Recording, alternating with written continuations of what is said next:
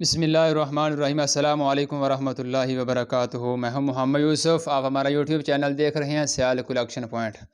جی، آج کے اس ٹاپک میں آپ کو یہ سکھاؤں گا کہ آپ نے کف کو کیسے سلائی کرنا ہے، اور اس کو سلائی کرنے کے بعد آپ نے بازو کے ساتھ آپ نے کیسے اٹیچ کرنا ہے۔ تو سب سے پہلے ہم ایک کف کو لے لیتے ہیں۔ اس کو آپ نے پہلے استری کی مدد سے آپ نے اس کو پہلے چپکا لینا ہے۔ چپکا لینے کے بعد آپ نے اس کو یعنی فولڈ کرتے ہوئے آپ نے یہاں پہ تھوڑا سا پکا کرنا ہے۔ پکا کر لینے کے بعد آپ نے تھوڑا سا آگے آنا ہے، اور اس جو ہے نا گلائی، اس گلائی پر آپ نے اپنی مشین کو دھیان سے چلانا ہے۔ اگر آپ نئے ہیں تو آپ نے اپنے ہاتھوں کی مدد سے آپ نے اس کی گلائی کر لینی ہے، ویسے نہیں کرنی۔ ہاں، اگر ایکسپرٹ ہیں تو پھر آپ یعنی کہ ویسے بھی آپ گلائی کر سکتے ہیں، لیکن آپ نے یہ اس بکرم کی جو ہے نا، بکرم سے تھوڑا سا ہٹ کر، یعنی کہ آپ نے ہوا برابر اتنا سمجھ لیں کہ بکرم اور جو دھاگا ہے نا سلائی، اس کے درمیان میں اس طرح سمجھے کہ جتنا وال موٹا ہوتا ہے نا، اتنا آپ یعنی اس کو تھوڑا سا ہٹ کر آپ نے تھوڑی سلائی لگانی ہے۔ یہ دیکھ سکتے ہیں ہم ایک کپ کو یعنی کمپلیٹ کر لیا ہے۔ اب ہم دوسرے کپ کو جو ہے نا سلائی لگا رہے ہیں، ٹھیک ہے جی۔ اس طرح کر کے آپ نے اس کی گلائی کر لینی ہے۔ گلائی کر لینے کے بعد تھوڑا سا آگے آئیں گے تو آگے ایک اور گلائی آ جائے گی۔ تو اس گلائی کو بھی آپ نے بالکل آپ نے جو مشین ہے نا، اس کو آپ نے بالکل سلو چلانا ہے، ٹھیک ہے جی۔ آپ نے جب گلائی نکل جائے گی تو پھر آپ جس طرح مرضی چلا سکتے ہیں۔ تو یہاں پہ بھی آپ نے پکا کر دینا ہے۔ یہ دیکھ سکتے ہیں ہم نے دونوں کفوں کو جو ہے نا وہ سلائی کر لیا ہے۔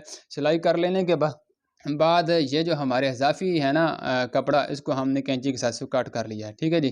یہ دیکھ سکتے ہیں اس طرح کر کے آپ نے یعنی کہ 2 سوتر کے قریب آپ نے کپڑا یعنی کہ بکرم کے ساتھ رکھتے ہوئے باقی کا جتنا کپڑا ہوگا وہ آپ نے سارا کا سارا کٹ کر دینا ہے۔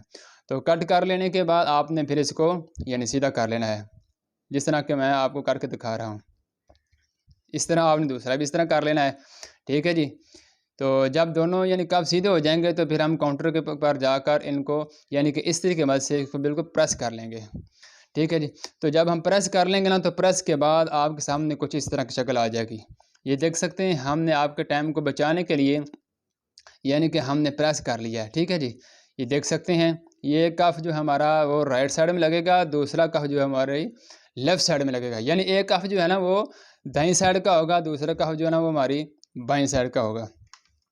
تو آپ نے سب سے پہلے کرنا یہ ہے کہ کف کو آپس میں یعنی کہ فولڈ کرتے ہوئے یہاں درمیان میں ایک نشان لگانا ہے۔ اسی طرح دوسرے کو بھی اس کے ساتھ ملا کر آپ نے اس کے بھی درمیان میں ایک نشان لگا لینا ہے، ٹھیک ہے جی۔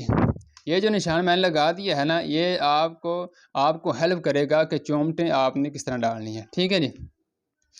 تو یہ دیکھ سکتے ہیں میں نے بازو کو یعنی کہ آدھا انچ جو ہے نا وہ یعنی بینڈ کرتے ہوئے نشان لگا لیا۔ اسی طرح آپ نے دوسرے کا جو بازو ہے نا، اس کو بھی آپ نے آدھا انچ جو ہے نا بینڈ کرتے ہوئے اس پر بھی آپ نے ایک نشان لگا لینا ہے، ٹھیک سکتے ہیں۔ تو سب سے پہلے ہم ایک بازو کو لے لیتے ہیں۔ تو بازو کو لے لینے کے بعد آپ نے ایک خاص خیال رکھنا ہے کہ یہ جو ہماری چاک پٹی ہے نا، جو بڑی پٹی ہے، اگر آپ نے اس کو پہلے لگا لینا ہے تو پھر جب دوسرے بازو کی باری آئے گی تو پھر اس کو آپ نے چھوٹی پٹی سے شروع کرنا ہے۔ یہ دیکھ سکتے ہیں ہم نے اس کو جب شروع کیا تو ہم نے پہلی جو چوڑی پٹی ہے نا، اس کے ساتھ ہم نے اس کو شروع کیا ہے۔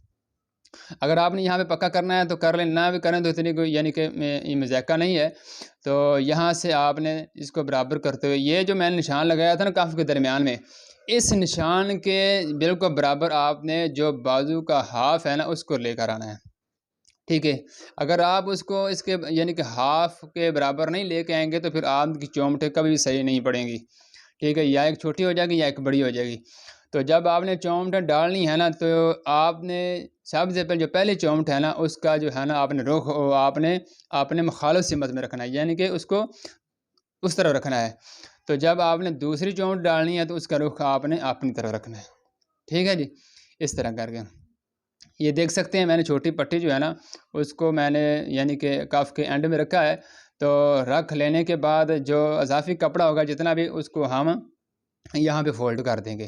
اور فولڈ آپ نے اس طرح کرنا ہے، چومٹ آپ نے اس طرح ڈالنی ہے کہ آپ کی چومٹ کا جو رخ ہے وہ اپنی طرف ہونا چاہیے، یعنی کہ دونوں چومٹیں ہیں نا ان کا رخ جو ہے نا اپوزٹ ہونا چاہیے، مخالف سمت میں۔ تو جب چومٹ ڈال لیں گے تو پھر ہم اس کے اوپر سلائی اپلائی کر دیں گے۔ سلائی اپلائی کر دینے کے بعد یہاں پر آ کر آپ نے مشین کو روک لینا ہے۔ تو جب رک جائے گی تو پھر آپ نے اس کو ٹرن کر لینے کے بعد یہاں پہ جو گلائی آئے گی اس کو بھی آپ نے مشین کو آہستہ آہستہ رنگ میں لا کر آپ نے اس کی بھی گلائی کر لینی ہے۔ یہاں سے آپ نے تھوڑا سا آگے اور آنا ہے، تو جو کف کی جو دوسری گلائی ہوتی ہے اس کو بھی آپ نے مشین کو آہستہ آہستہ یعنی رننگ میں لا کر آپ نے اس کو بھی گلائی سے باہر نکال لینا ہے۔ ٹھیک ہے جی، یہ دیکھ سکتے ہیں تو ہماری جو پہلا کف ہے نا وہ بازو کے ساتھ اٹیچ ہو چکا ہے، تو یہاں پر آپ نے اس کو تھوڑا سا پکا کر دینا ہے۔ جب پکا ہو جائے گا تو یہ تھریڈ جو ہم یہاں سے کٹ کر دیں گے۔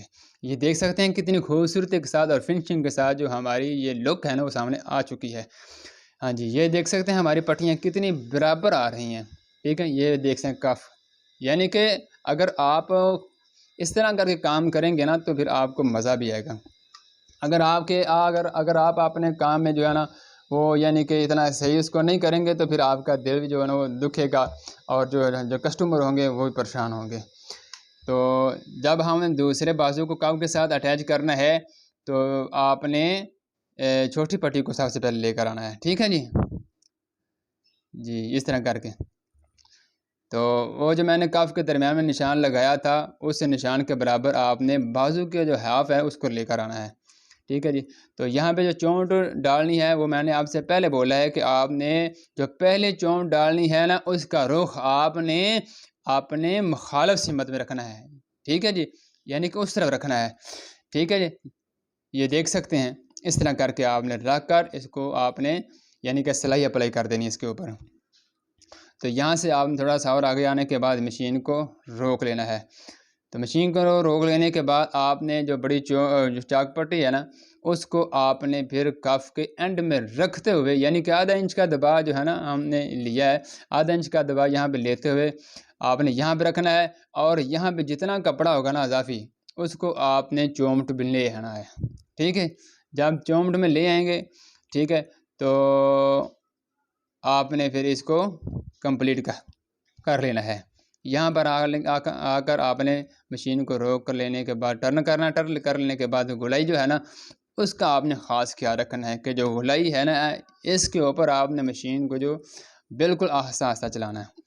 ٹھیک ہے، اس طرح کر کے ہم نے دوسری جو گلائی ہے کف کی اس کو بھی ہم کمپلیٹ کر لیں گے۔ ٹھیک ہے جی، اس طرح کر کے یہ تھریڈ میں نے پہلے یہ نکل گئے تھے اس کو ہم نے کٹ کر لیا ہے۔ تو یہاں پر آ کر آپ نے تھوڑا ٹرن کر لینا ہے، ٹرن کر لینے کے بعد یہاں پہ پکا کرنا ہے۔ تو جب پکا ہو جائے گا تو یہ دیکھیں ہمارے دوسرا کف جو ہے نا وہ بھی کتنی خوبصورتی کے ساتھ اور فنشنگ کے ساتھ ہمارے سامنے آ چکا ہے۔ تو میں آپ سے ہمبل ریکویسٹ یہی کروں گا کہ اگر آپ ہمارے چینل پر نئے ہیں تو ہمارے چینل کو سبسکرائب کریں، ساتھ ہی لگے بیل کے آئیکن پر پریس کریں تاکہ اس طرح کی ہماری ہر آنے والی انفارمیٹڈ ویڈیوز کا نوٹیفیکیشن آپ کو سب سے پہلے پہنچے۔ تو ملتے ہیں انشاءاللہ کسی اچھی سی نیکسٹ